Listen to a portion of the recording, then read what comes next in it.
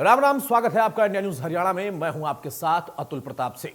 कल चुनाव आयोग की घोषणा के साथ ही देश भर में लोकसभा चुनाव का शंखनाद हो जाएगा। चुनाव को लेकर वैसे तो सियासी दल पहले से ही तैयारी कर रहे हैं, लेकिन उम्मीदवारों पर अभी भी पेंच फंसा है। बीजेपी ने जहां हरियाणा के लिए अपने 6 उम्मीदवारों के नाम की घोषणा कर दी है, तो वहीं कांग्रेस में अभी तक स्थिति पूरी तरह से साफ नहीं है। उम्मीदवारों को लेकर कांग्रेस में लगातार बैठकों का दौर भी जारी है, लेकिन अभी तक ना तो किसी उम्मीदवार का नाम फाइनल हुआ और ना ही पैनल तैयार हुआ। कांग्रेस स्क्रीनिंग कमेटी की 3 राउंड की बैठकों के बाद भी कोई फाइनल स्वरूप तैयार नहीं हुआ है। वहीं कल हरियाणा स्क्रीनिंग कमेटी की चौथी बैठक होनी है। अब ऐसे में सवाल उठता है कि बीजेपी ने अपने उम्मीदवार मैदान में तो उतार दिए, तो कांग्रेस को आखिर इंतजार क्या है? लोकसभा चुनाव में कांग्रेस किस पर दांव लगाएगी? क्योंकि कांग्रेस की तरफ से कल भी यह कहा गया था कि 18 तारीख को कांग्रेस की लिस्ट भी आ जाएगी, लेकिन उसके पहले हम बीजेपी के कैंडिडेट का इंतजार कर रहे थे। जैसे ही उनकी सूची आ गई, अब उसके बाद हमारी आगे की तैयारी है। चल रही है, 2 लिस्टें भी निकल चुकी हैं। स्क्रीनिंग कमेटी की मीटिंग चल रही है, सीईसी की मीटिंग चल रही है। 18 तारीख को सीईसी की मीटिंग है। सारे प्रदेशों के जो स्क्रीनिंग कमेटी बनी हुई है, उनमें सबका डिस्कशन चल रहा है। जो सर्वे वगैरह हुए हैं उनको सारे को देख रहे हैं। सर्वे के आधार पर मजबूत आदमी आएंगे कांग्रेस के, और बहुत जल्दी हमारा फैसला होगा। चल रहे हैं, पैनल अभी भी है, और अभी तो हमारी मीटिंग चल रही है, कल भी मीटिंग है। कि जो पार्टी है, पार्टी के जो नेता हैं, मेरा उनसे एक ही करबद्ध जो है प्रार्थना है कि मेरिट के आधार जो सर्वे आया, अगर आया हुआ है तो उसके हिसाब से जो है टिकट वितरण करेंगे। तो मैं समझता हूं कि हमारी कम से कम 4-5 सीटें जरूर आएंगी। कांग्रेस का ज्यादा एम्फेसिस इस बात पे रहेगा, न्यू फेसेस, यंगर एलिमेंट। आप देखिए हमारी लिस्ट आई है, उसमें 70% से अबव यंगर लोगों को इंट्रोड्यूस किया गया है, और यंगर लोगों की जो डिलीवरी है वो भी बेटर हुआ करते हैं। जैसे दीपेंद्र एक यंग मेंबर पार्लियामेंट बने रोहतक से, और जब तक कांग्रेस की सरकार रही 10 साल वो रहे उस साल में, तो he made a ट्रेमेंडस progress. And उन्होंने रोहतक के लिए, हरियाणा के लिए भी मैं कहूँगा कई मायनों में बहुत अच्छा कंट्रीब्यूट किया। अम्बाला देखिए, कुरुक्षेत्र की सीट का तो फैसला हमारा इंडिया ब्लॉक में हो गया है। अम्बाला में भी वरिष्ठ नेतृत्व जो है उसका एक सामंजस्य बिठाएंगे, ऐसे चेहरे उतार के लेके आएंगे जो बड़े चुनौतीपूर्ण माहौल की तरफ सारे चुनाव को लेकर जाएंगे। बहरहाल तो सवाल इस बात का है कि कांग्रेस की सूची मेरिट के आधार पर, सर्वे के आधार पर तैयार हो भी रही है, नहीं हो रही है? क्योंकि खुद कैप्टन अजय यादव इस सवाल खड़े कर रहे हैं और कह रहे हैं कि इसी आधार पर होना चाहिए। हमारे साथ कुछ खास मेहमान हैं, उनसे मैं आपको तारुफ कराता हूं। चर्चा में आगे बढ़ते हैं। कृष्ण बेदी हैं, पूर्व कैबिनेट मंत्री और बीजेपी के प्रवक्ता भी, वो स्वागत है बेदी साहब आपका। सुरेश अरोड़ है, कांग्रेस के प्रवक्ता, वो स्वागत है सुरेश जी आपका। विवेक चौधरी जेजेपी से है, वो स्वागत है विवेक आपका। और रजत पंजेटा साहब है इनेलो के प्रवक्ता, वो स्वागत है पंजेटा साहब आपका। सुरेश अरोड़ साहब, कल भी हम चर्चा इसी पर कर रहे थे, आज भी हम चर्चा कर रहे हैं। आपने पहले ही बोल दिया था कि 18 तारीख तक का इंतजार करना चाहिए, उस बात को मैं भूलूंगा नहीं। लेकिन कैप्टन अजय यादव जो कह रहे हैं, वहां से नए सवाल खड़े हो गए। एक तरफ आप कह रहे हैं मजबूत कैंडिडेट उतारेंगे, वो कह रहे हैं कि सर्वे और मेरिट के आधार पर अगर कैंडिडेट उतारेंगे तो हम जीत पाएंगे, वो भी 4 से 5 सीट। आप कह रहे हैं हम 10 सीट जीतेंगे।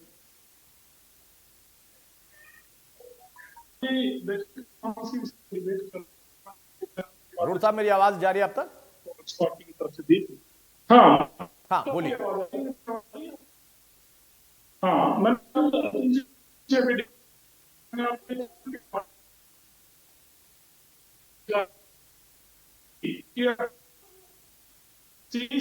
केंद्रीय अरोड़ साहब, आपको रोक रहा हूं, कुछ आवाज में दिक्कत आ रही है। मैं फिर से आपके पास लौटता हूं, तब तक ये दिक्कत दूर हो जाए। कृष्ण बेदी साहब, भाई बीजेपी ने तो 6 कैंडिडेट उतार दिए, और कांग्रेस से जब सवाल पूछा गया, कल मैंने ये पूछा, तो उन्होंने कहा कि हम बीजेपी के ही लिस्ट का इंतजार कर रहे थे। उसके बाद चूंकि राजनीतिक मोहरे के तौर पर, राजनीतिक समीकरण के तौर पर हमें कदम उठाना था, तो हम उसके बाद अपनी तैयारी करेंगे। लेकिन कैप्टन अजय यादव का जो बयान है, वो बयान क्या कहता है? 2 बातें। एक कि सर्वे और मेरिट के आधार पर दिया जाए, यानी उनको लगता है कि सर्वे और मेरिट के आधार पर पार्टी नहीं दे रही है। दूसरा, जब सर्वे और मेरिट के आधार पर देंगे तब वो कह रहे हैं कि 4 से 5 सीटें हो सकता है कांग्रेस जीत जाए। देखिए, पहले तो अतुल जी, आपकी टीम को और जितने मेरे साथी इस चैनल पे जुड़े हैं और सभी आपके दर्शकों को मेरी तरफ से बहुत बहुत नमस्कार। और इशू आपने बड़ा जबरदस्त क्रिएट किया है आज का। अब जिस प्रकार की ये चुनावी लगभग कल शुरुआत हो ही जाएगी आचार संहिता, संभवतः कल चुनाव आयोग ने 3 बजे को प्रेस कॉन्फ्रेंस बुलाई है और हो सकता है कि संभवतः कल उसकी घोषणा ही हो जाए डेटों की। परंतु मैं आपके माध्यम से एक बात कहना चाहता हूं जी। कांग्रेस चैनल पे बैठ के जो मर्जी बात करे, गठबंधन की जितनी मर्जी लंबी चौड़ी दलीलें दे, हमारे को कुरुक्षेत्र में सुशील गुप्ता को दे दिया है, ये दे दिया, धरातल पे कहीं कुछ है ही नहीं है। क्योंकि जितने भी नेता हैं सबकी दिशाएं तो अलग अलग हैं। मैं आपको एक बात बड़े दावे से कह सकता हूं जी। सुरेश रोड जी जुड़े हुए हैं। पिछले जब से उदय भान जी प्रदेश अध्यक्ष हुए हैं, बाबरिया जी इनके प्रदेश के जो प्रभारी हुए हैं, शायद जहां तक मेरा ख्याल आ रहा है कि एक बार शायद शैलजा जी, भूपेंद्र हुड्डा जी और किरण चौधरी जी शायद उन्होंने आमने सामने फेस टू फेस मिले होंगे। कोई नमस्ते क्या हुआ कि नहीं हुआ इस बात का मुझे जानकारी नहीं, बहुत कुछ वो अखबारों में छपा, आपसे हमसे कोई छुपी बात नहीं है और चैनल तो सारा दिन सारी चीजों को नोट करता है।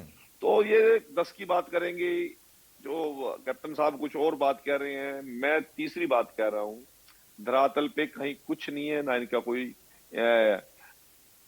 पार्टी की कोई इकाई का गठन है, ना कोई इनका जिला का गठन है, ना कोई ब्लॉक का गठन है, ना कोई युवा का है, ना कोई इनको ये पता है कि हमारे पास कितने मेंबर हैं बीजेपी के पास। कोई जो अपने आप झंडा लगा लेगा कांग्रेस का लगा लेगा, किसी और से दुखी होकर, कहीं और से परेशान होकर, अदरवाइज इनको कोई बुलाने वाला नहीं, कोई मीटिंग बुलाने वाला नहीं। मैं देख रहा हूँ 3-4 दिन 10 दिन से देख रहा हूँ सुशील गुप्ता जी अकेले अकेले घूम रहे गलियों में, किसी सब्जी पे रेडी पे खड़े होकर बात करते हैं, कहीं स्कूटी पे घूम रहे हैं।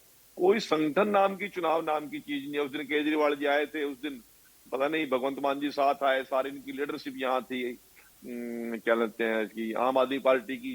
कुल मिलाकर वो 2000 आदमी तो मेरे ख्याल में टोटल थे भी नहीं। आपका चैनल में जो लोग वहां रिकॉर्डिंग के लिए होंगे, जो लोग चैनल पे जुड़े होंगे, उन लोगों को बता भी दिया होगा आपको।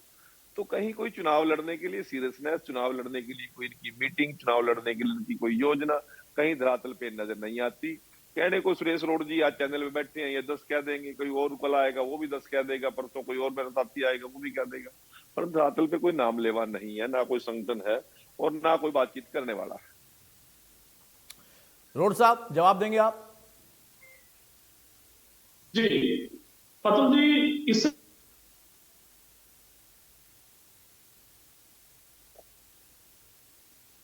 आज हमारे प्रदेश अध्यक्ष चौधरी उदय भान जी का भी अभी आपने बयान सुनाया, तो ये जानकारी प्रदेशवासियों को हम कांग्रेस पार्टी की तरफ से साझा करते हैं कि 18 तारीख को हमारी केंद्रीय चुनाव समिति की बैठक है और कांग्रेस पार्टी के इस बार के एजेंडे में इस बैठक में हरियाणा भी रहेगा और हरियाणा के जो टिकट हैं वो आपके सामने आ जाएंगे।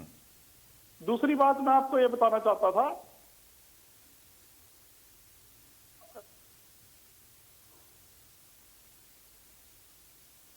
हेलो, बोलिए बोलिए रोड साहब बोलिए। हाँ, दूसरी बात मैं ये बताना चाहता था कि इंडिया गठबंधन बिल्कुल मजबूत है। सबसे पहले टिकट देकर कुरुक्षेत्र से शुरुआत कर चुके हैं। आज भी हमारे पुंडरी विधानसभा क्षेत्र में गुप्ता जी डांड अनाज मंडी में आए थे और हमने वहां पर उनका एक अच्छा बढ़िया कार्यक्रम हुआ। दोनों पार्टियों के लोग शामिल हैं, ऐसी कोई बात नहीं है। बात बल्कि कृष्ण बेदी जी एक वरिष्ठ प्रवक्ता हैं, वो बात अपनी इस तरीके से रख रहे हैं, जबकि मैं उनकी इस बात पे ये सफाई देना चाहता हूं कांग्रेस पार्टी की तरफ से कि आपके सांसद भागने में लगे हुए हैं। विजेंद्र जी सांसद हिसार चले गए हैं और दूसरे जगह आपको कैंडिडेट खड़े करने के लिए नाम नहीं मिल पा रहे हैं। आपने हमारी पार्टी से गए और आप पार्टी से गए, अभी अशोक तंवर को सिरसा में बनाया है।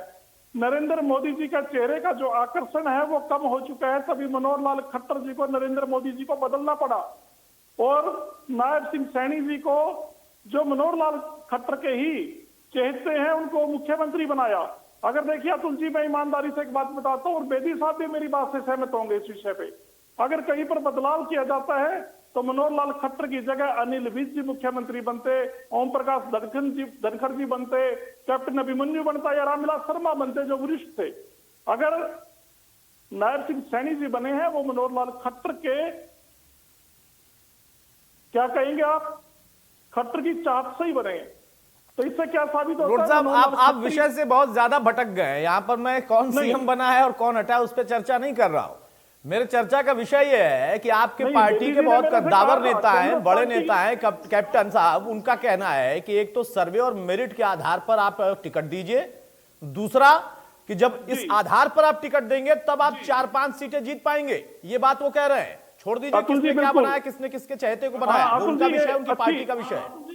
हाँ अतुल जी, मैं इसी बात पे आ रहा था, लेकिन कृष्ण बेदी जी ने जो हमारे ऊपर बात बोली थी उसका जो जवाब भी जो बनता था मेरी तरफ से, मैं ये कहना चाहता हूँ कि कैप्टन अजय सिंह यादव जी ने जो बात आपके चैनल पर अभी आपने सुनाई, कांग्रेस पार्टी के प्रवक्ता के तौर पे मैं ये स्पष्ट करना चाहता हूं कि हरियाणा में ही और पूरे हिंदुस्तान में कांग्रेस पार्टी के टिकट मात्र मेरिट पे इस बार आपके सामने आएंगे।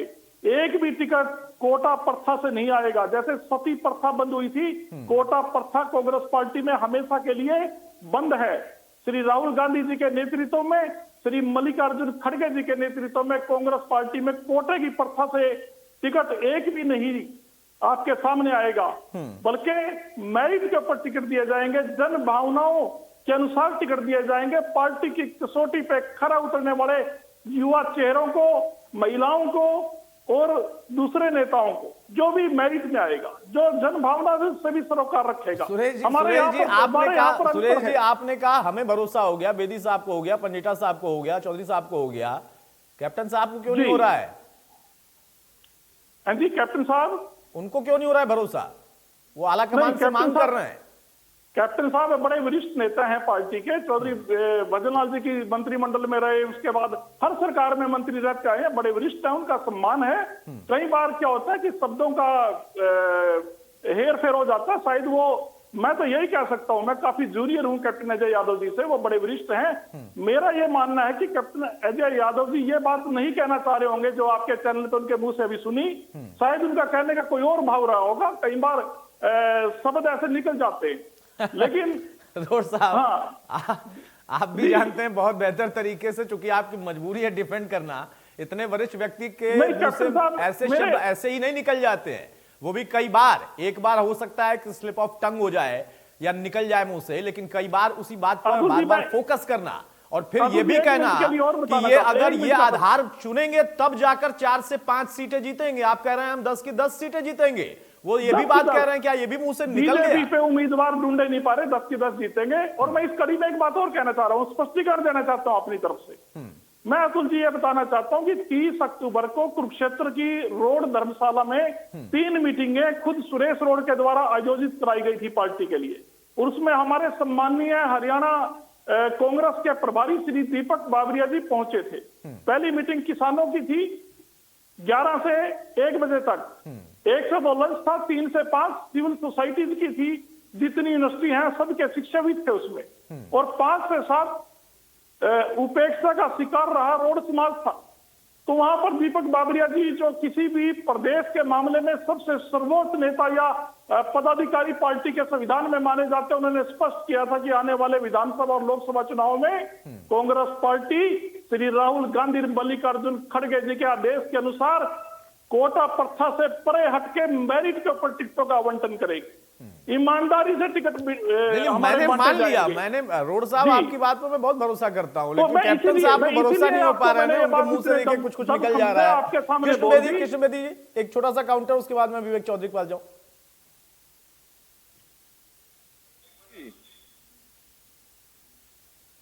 बेदी साहब, मैं एक जानकारी आपको दे रहा हूं, पता नहीं रोड साहब की आवाज में कोई दिक्कत है, आप जरा चेक करा लीजिए, मुझे तो कुछ सुनाई नहीं दिया उसने क्या बोला। अच्छा, आप तक आवाज नहीं पहुंच पाई। उनका ये कहना है कि जो कैप्टन साहब ने बोला है ना, वो ऐसे ही बोल गए, वरिष्ठ नेता है, ऐसे ही बोल गए, उनका भाव वो नहीं रहा होगा।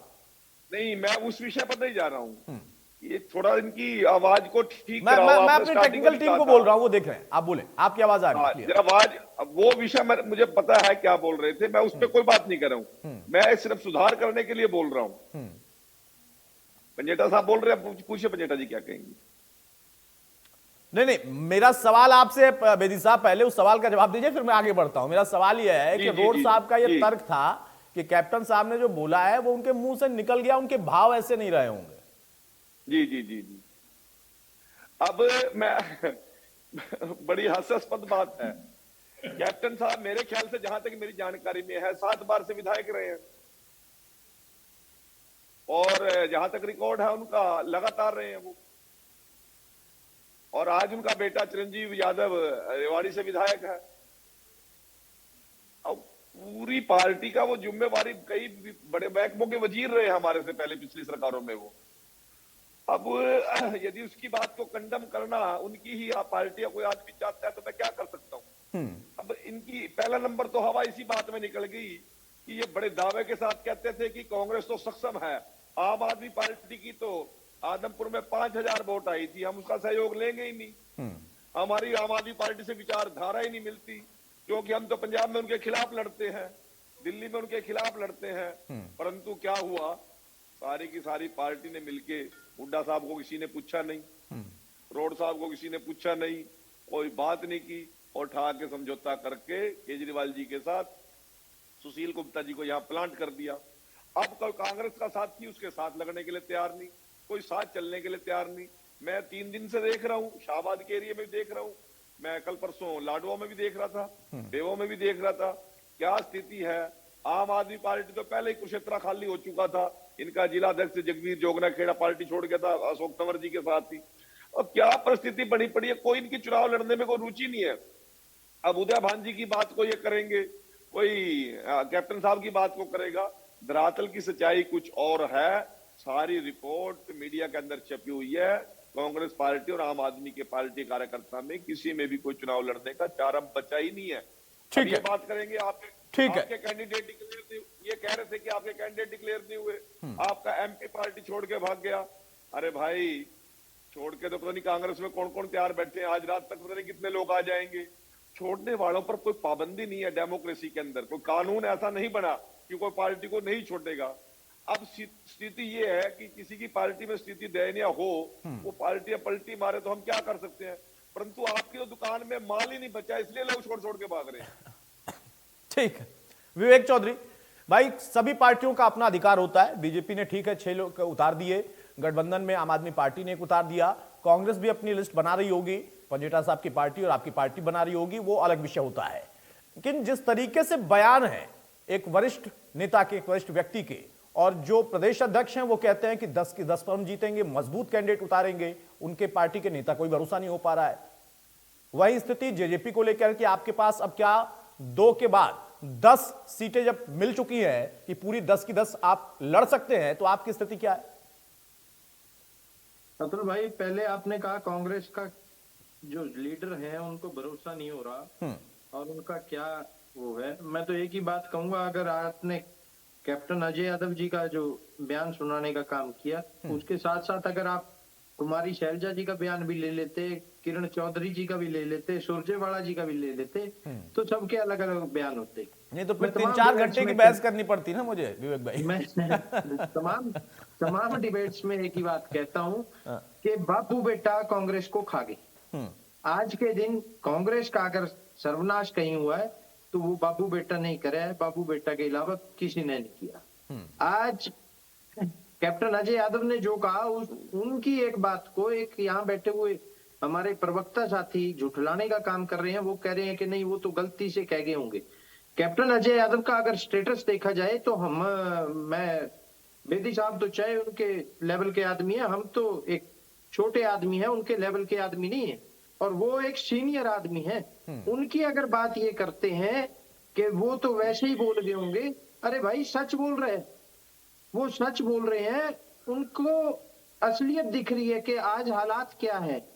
पार्टी के अंदर सिर्फ बाबू बेटा की चल रही है, इसके अलावा किसी की नहीं चल रही। आप ये तो बता दीजिए कि संगठन कहाँ है? संगठन नाम की चीज आपके पास नहीं है।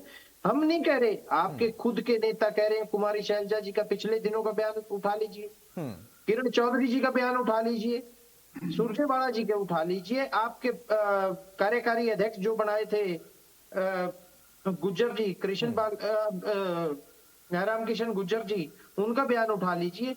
सभी नेता आपकी पार्टी के खिलाफ बोल रहे हैं, हम नहीं कुछ कह रहे।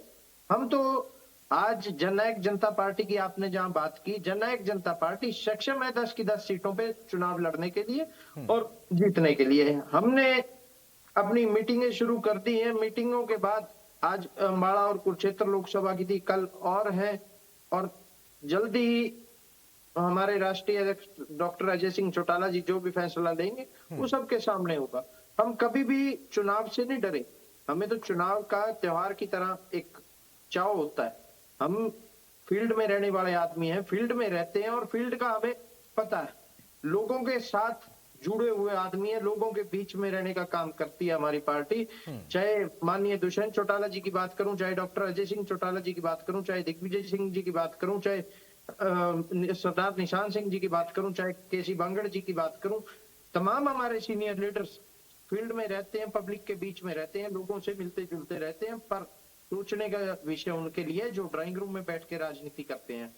हमने तो लोकसभा की जहां मीटिंग आदरणीय दुष्यंत चौटाला जी लेने का काम कर रहे हैं, डॉक्टर अजय सिंह जी लेने का काम कर रहे हैं, वहीं प्रभारी भी लगाने का काम किया गया। ठीक है। हाँ, हर हल्के वाइज रिपोर्ट लें कार्यकर्ताओं से भी, किसको कैंडिडेट बनाना है, किस तरह से चुनाव लड़ना है, वो जब 2 दिन में अपनी रिपोर्ट भी सौंपने का काम करेंगे। हम तो पूरी जोर शोर से अपने तैयारी में लगे हुए हैं और आने वाले समय में देखिएगा चुनाव भी मजबूती से लड़ने का काम करेंगे और नतीजा भी जो होगा वो भी चौंकाने वाला होगा। हम पहले दिन से अगर हम बात करें, पिछले अगर लोकसभा चुनाव की बात करें, मात्र 3 महीने पुरानी पार्टी थी, उस टाइम पे हमने अच्छा परफॉर्मेंस दिया और अच्छे तरीके से चुनाव लड़ने का काम किया। तो अब तो हमें फिर भी एक्सपीरियंस हो गया और ज्यादा हम सशक्त हो गए। चुनाव ठीक बात, मजबूती ठीक से बात। लड़ेंगे। हमारे पास संगठन, बूथ लेवल तक का संगठन हमारे पास है। बूथ योद्धा, बूथ सखी हमारे बने हुए हैं, ब्लॉक अध्यक्ष हमारे बने हुए हैं, जिला अध्यक्ष हमारे बने हुए हैं, तमाम प्रकोष्ठों के अध्यक्ष हमारे बने हुए हैं। सोचने का विषय उनके लिए है जिनके पास ना ब्लॉक अध्यक्ष है, ना जिला अध्यक्ष है, ना ब्लॉक कोई हल्का अध्यक्ष है।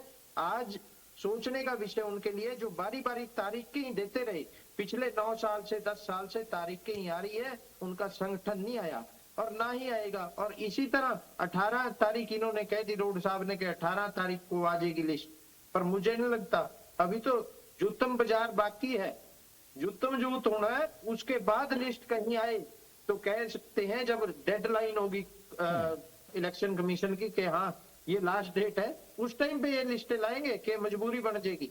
चलिए वो भी देखेंगे विवेक भाई की 18 तारीख या फिर उसके बाद की कोई तारीख होगी। पंजिटा साहब, आपके लिए वाकई पार्टी स्तर पर पिछले दिनों कुछ बड़ा नुकसान रहा, वो अपने आप में एक असर डालता है, लेकिन उसके साथ साथ आप लोगों की तैयारी भी तो चल रही थी कि हाँ हमें भी अपनी 10 सीटों के हिसाब से कॉम्बिनेशन बनाना है। कितना सफल आप हुए हैं? क्योंकि कांग्रेस का संगठन नहीं है, उनके मेरिट नहीं है, उनके यहां लिस्ट कैसे आएगी इस पर तो हम चर्चा कर रहे हैं, लेकिन इनेलो के लिए क्या स्थिति दिख रही है?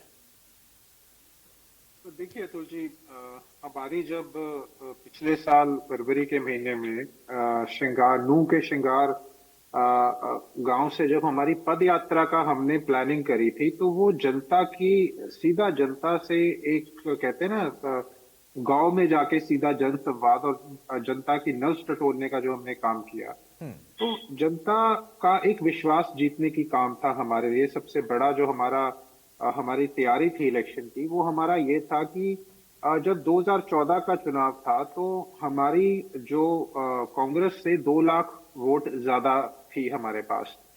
आपने जो प्रश्न उठाया बिल्कुल वाजिब प्रश्न है, मैं आपकी बात स्वीकारता हूँ।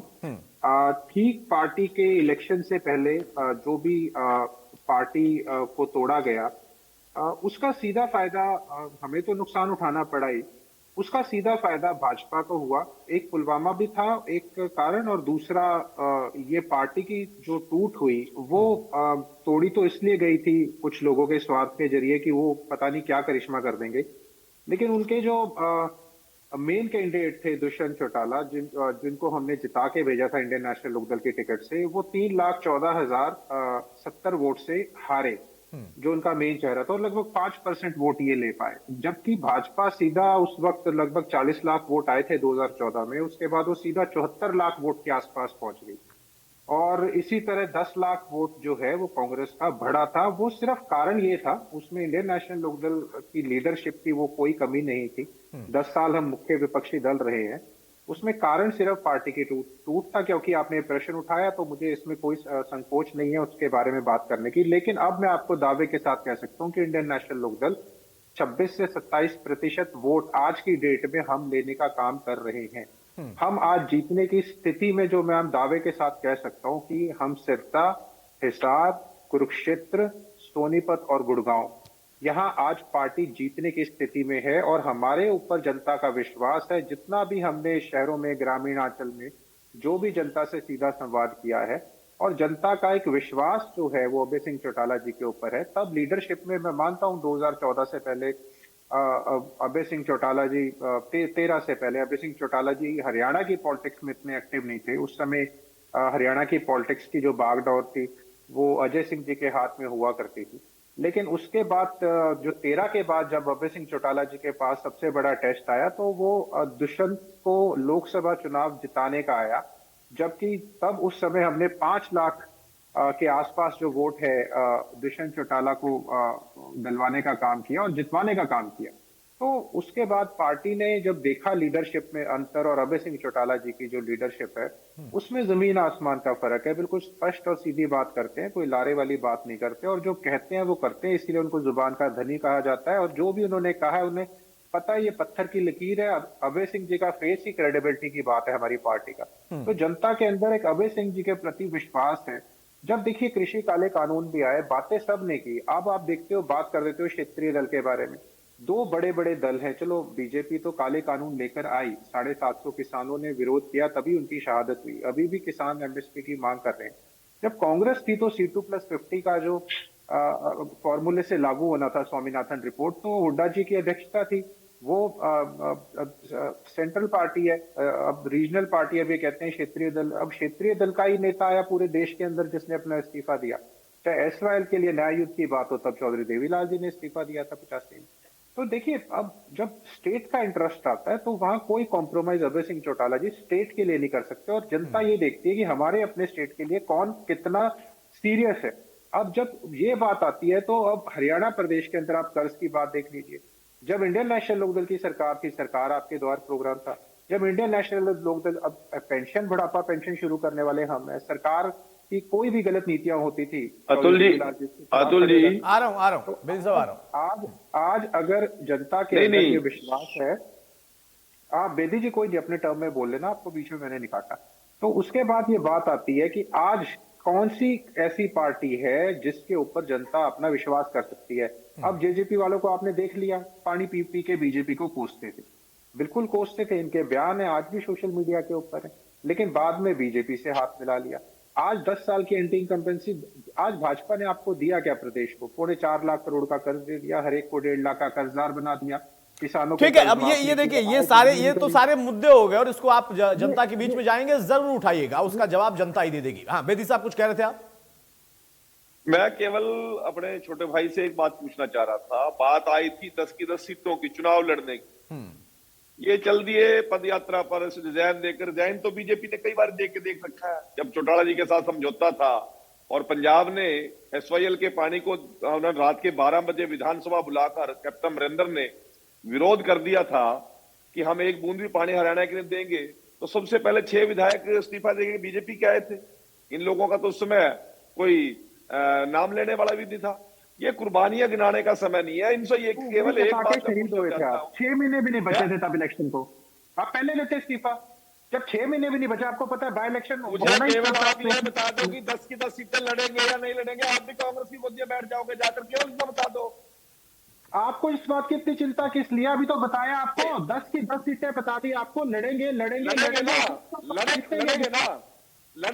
जीत लेना बात करोगे, लड़ेंगे ना अतुल जी। बेदी जी, अतुल जी इसको कह रहे हैं लड़ेंगे भाई। बेदी साहब वो कह रहे हैं लड़ेंगे, 10 की 10 सीटें लड़ेंगे। तो नहीं मैदान छोड़ के।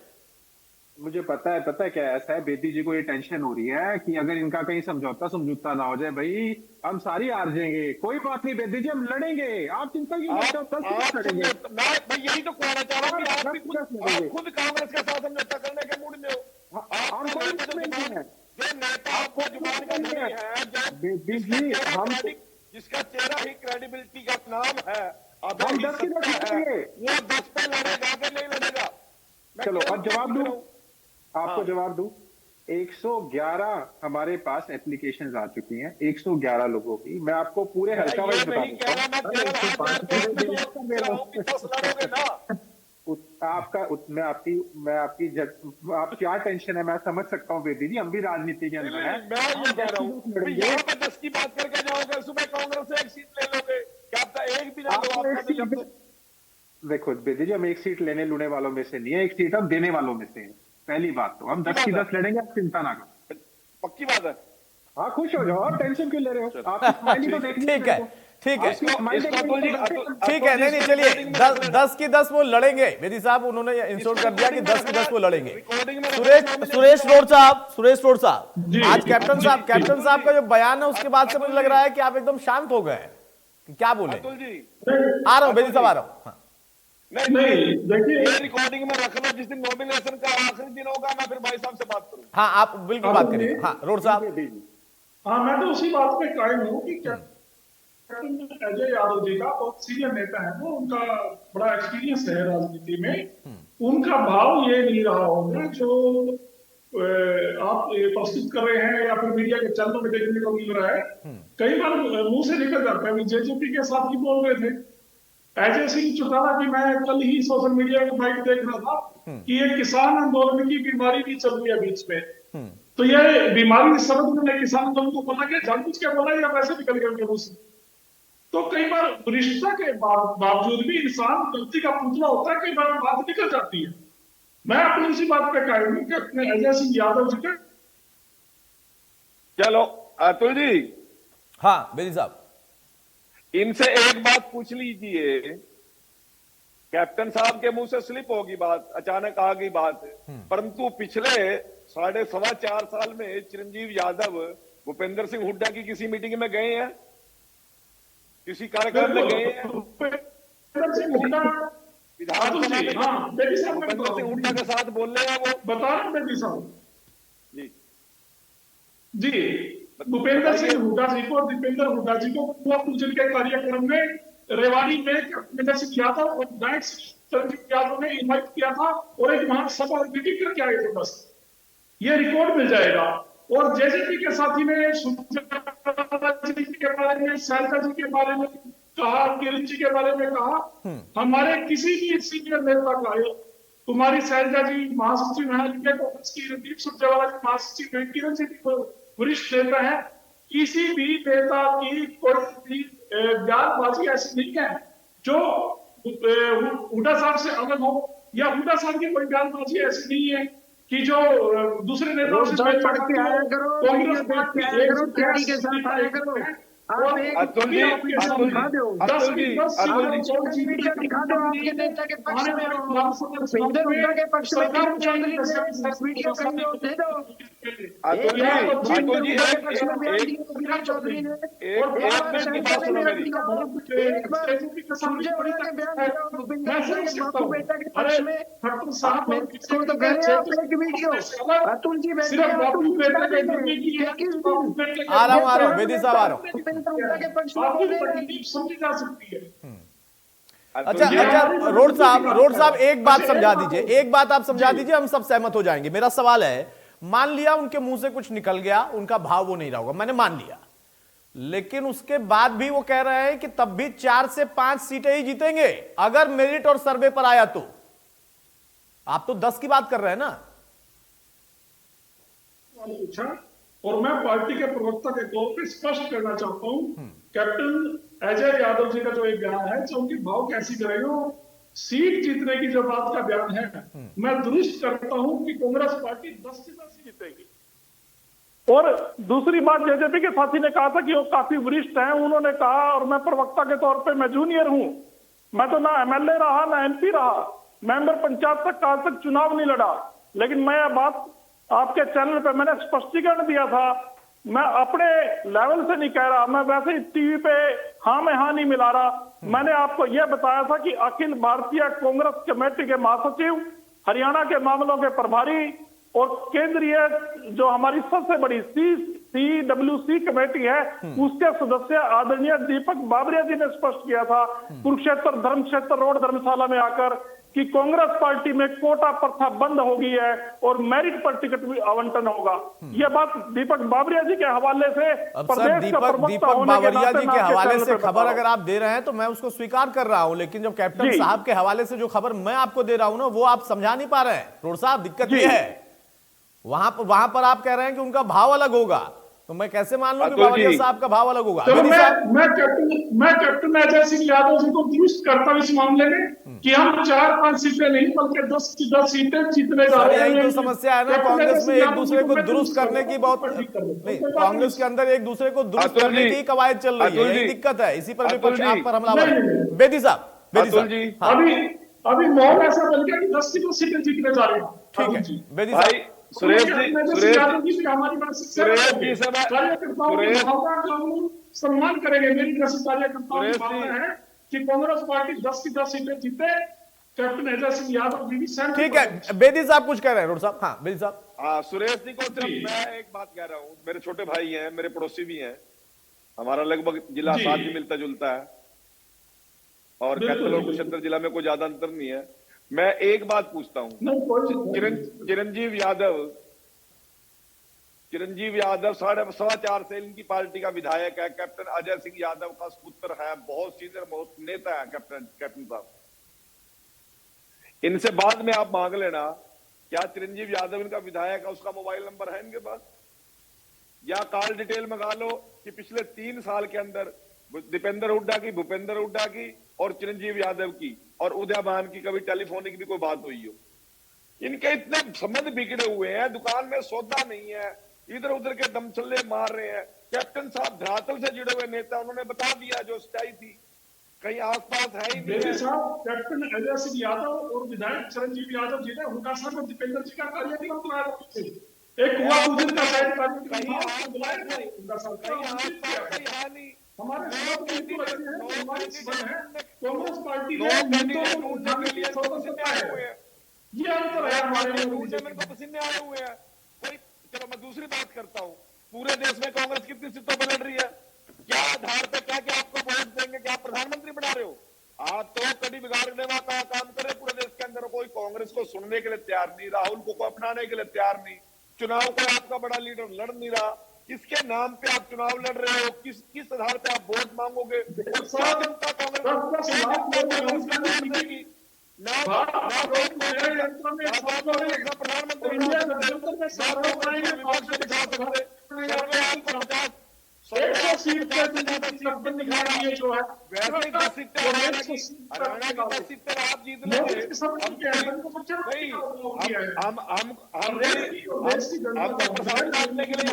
राजनीति के 10 की सीट जीतोगे तो बीजेपी क्या करेगी? बीजेपी क्या करेगी?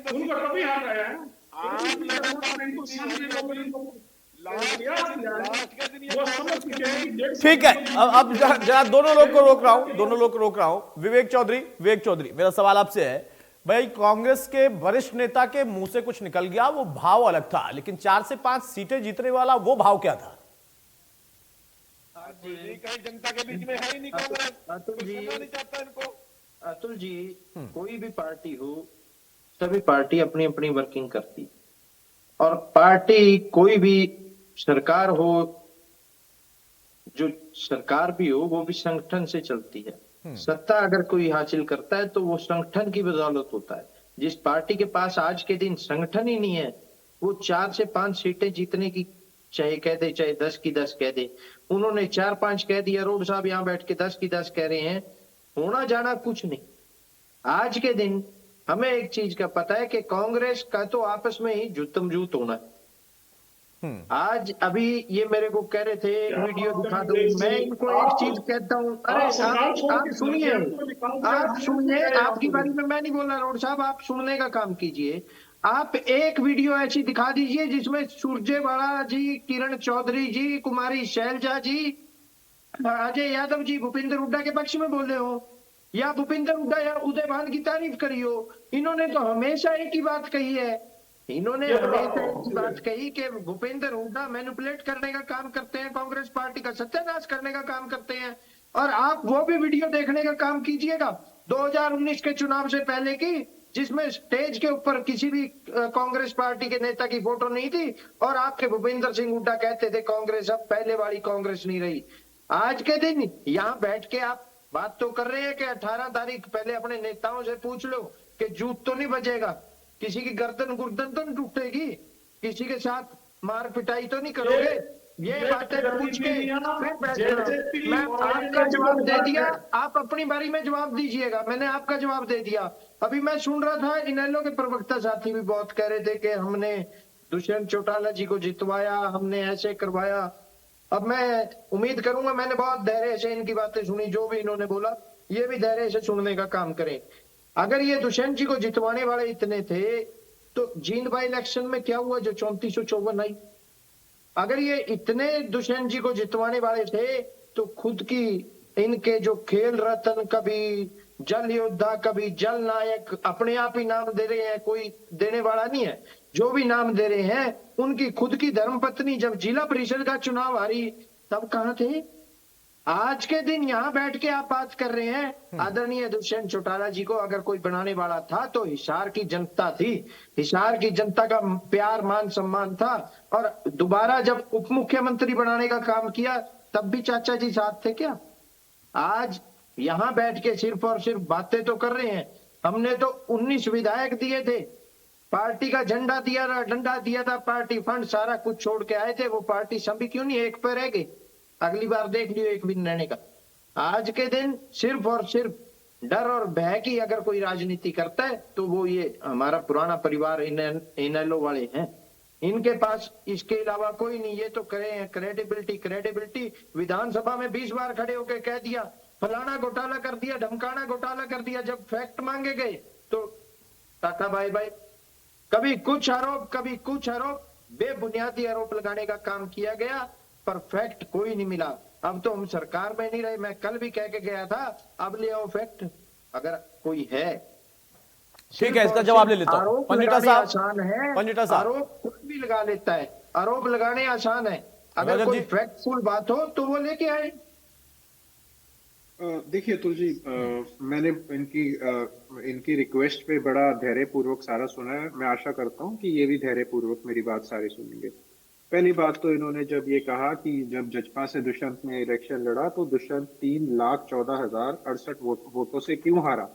अगर इनेलो ने नहीं जिताया तो अपने दम पर जीत के दिखाना था। पंडिता साहब, इस बीच में बड़ी खबर आ रही है, जरा मैं उसका रुख कर लूं, उसके बाद मैं आपसे आऊंगा, चर्चा को आगे बढ़ाऊंगा। बड़ी खबर है चंडीगढ़ से इस वक्त।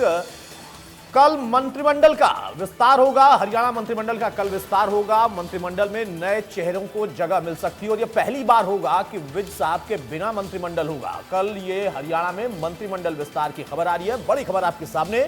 और मंत्रिमंडल में कई नए चेहरे हैं जिनको जगह मिल सकती है, लेकिन पुराने चेहरों में आप देखिए कि एक चेहरा ऐसा जो कि बड़ा प्रभावी था, अनिल विज, वो मंत्रिमंडल का हिस्सा नहीं होंगे। तो कल मंत्रिमंडल का विस्तार, चंडीगढ़ से इस वक्त की बड़ी खबर। हाँ पंडिता साहब, अपनी बात कंप्लीट करें आप।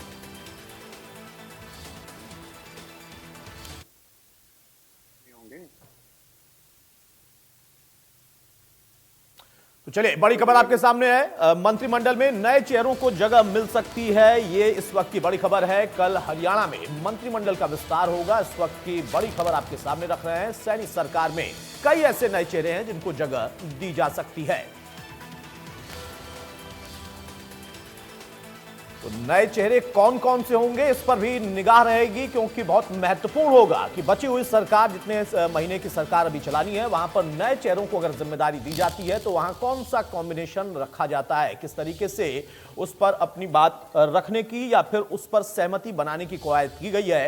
ये बड़ी खबर आपके सामने, जहां पर नए चेहरे सैनी सरकार में शामिल हो सकते हैं, मंत्रिमंडल का हिस्सा। 5 लोगों ने तो पहले ही शपथ लिया था, लेकिन कुछ और लोगों को इस मंत्रिमंडल में शामिल कराया जाएगा। तो ये बड़ी खबर आपके सामने रख रहे हैं। कल होगा हरियाणा मंत्रिमंडल का विस्तार और इसमें सैनी सरकार के मंत्रिमंडल में कुछ नए चेहरे हो सकते हैं जिनको मौका दिया जाएगा, जिम्मा दिया जाएगा, महकमा दिया जाएगा। ये इस वक्त की बड़ी खबर है चंडीगढ़ से।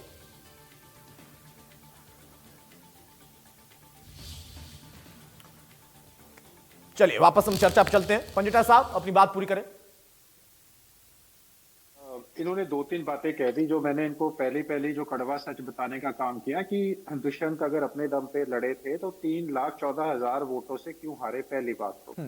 दूसरी बात, ठीक है आपने सेंधमारी कर दी, हमारा अपने घर के अंदर भीतरघात कर दिया, आपने अपनी पार्टी भी बना ली, लेकिन ये 5100 पेंशन की आप भी बड़ी बड़ी बात कर रहे थे। 5100 पेंशन भैया, आप अगर आपकी 6 महीने में मांग पूरी नहीं हुई, साल में मांग पूरी नहीं हुई, 2 साल में नहीं हुई, आप कह देते हैं मुझे एक भी महकमा नहीं चाहिए। जिक्र नहीं किया, 5100 पेंशन का आपको सपने में दिखते हैं, सपने में दिखते हैं, आपका कसूर नहीं है। आप वही रटी रटाई चीजें लिख के लाते हो। बीच में नहीं बोलना, मैं आपके बीच में बोला था क्या? 5100 पेंशन का कोई अगर जिक्र हुआ हो तो अतुल जी बताएंगे 5100 पेंशन का मेरे को ना सिखाने का काम करो। 5100 पेंशन का अगर कोई यहाँ जिक्र हुआ तो आप बताएं, जिस तरीके से आप बताएं ना। अगर 5100 पेंशन का कोई जिक्र हुआ है या मैंने किया है या किसी और ने किया है तो आप बताइए। तुम्हारे पास तुम्हारे आप बताओ ना, अरे अपनी बताओ लो, आपका बताओ आपके पास क्या है। एकमात्र विधायक की पार्टी और हर बार झूठे आरोप। हमारी पेंशन आपके पास 19 थे, 19 से 1 पे आ गए। बढ़िया है, बहुत बढ़िया है। आप ना बताइए कहाँ है क्या नहीं है। बीजेपी ने ऑफर किए, अरे किसने ऑफर किए, किसको ऑफर किया आप बताइए।